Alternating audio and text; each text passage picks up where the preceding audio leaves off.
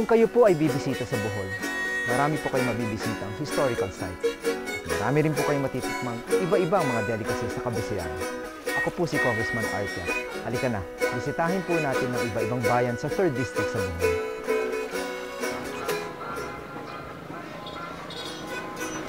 Mula sa Tagbilaran City ay may bus station kung saan matatagpuan ang mga biyaheng patungong District 3. Madalas ay matagal maghintay ang mga ito upang ang tulad mo ay makarating at makasakay.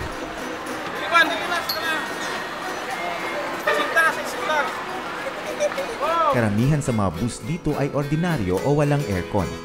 Ihahatid ka din sa iba't ibang bayan ng distrikto ng GT Express Vans. Tulad ng ordinaryong bus ay maghihintay din ang mga ito na mapuno bago aalis sa istasyon. Pag napunta ka sa Tagbilaran at maghahanap ng masasakyan papuntang kahit saan sa Bohol, magpahatid lang sa istasyon ng GT Express. Huwag mong kakalimutang tumanaw sa labas ng bintana upang makita ang mga naggagandahang lumang simbahan sa iba't ibang lalawigan ng distrito.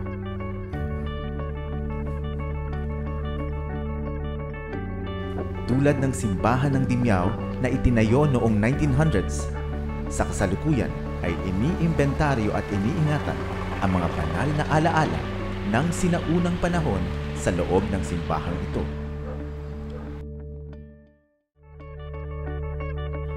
At isa sa dinadayo dito sa Dimyao ang makasaysayang Ermita Ruins.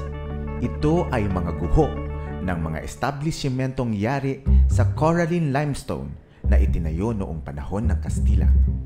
Ito daw ay naging kuta ng mga Kastilang militar noon, naging simbahan at naging libingan ng mga miyembro ng kapisanan ng mga paring Kastila. Kung titigil naman ang sinasakyan mo sa bayan ng Hagna, ito lang naman ang kapital ng malagkit at masarap na kalamay-hati o kalamay.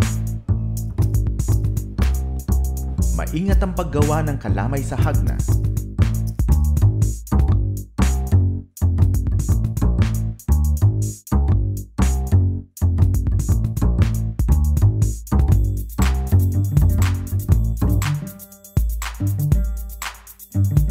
Ang paghahalo ay parang pagtitimpla ng relasyon, sabi nga nila.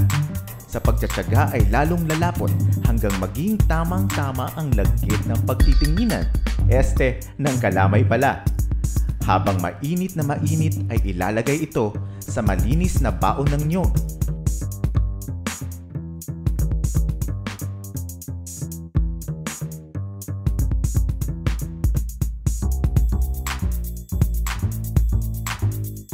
Saka ihahanap ng kapartner na bao at pagtataklubin. Ibibigkis ng papel.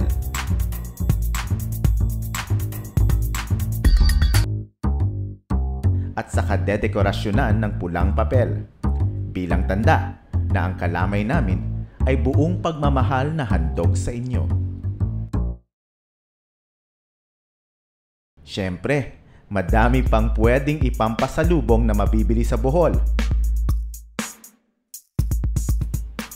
Tulad ng peanut kisses na murang-mura at presyong paggawaan.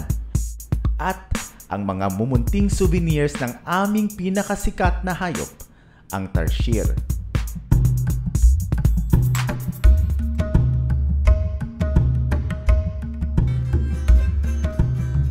Ingat na lang po tayo, sir. Okay, so we have one here. Tarsier are known to be solitary and territorial type. So only one tarsier can be found for every territory.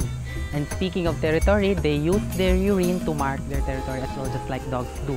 So they don't live in partners, in group, or by family. They only have partners during mating season.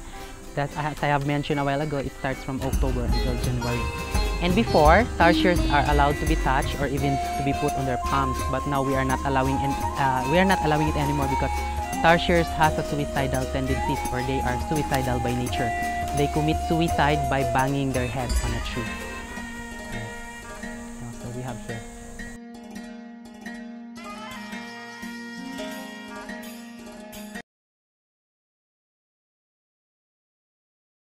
kasaysayan, kasarapan at kalikasan. Buong heart naming ituturo sa inyong tangkilikin at mahalin. Tara na sa 3rd District sa Bohol.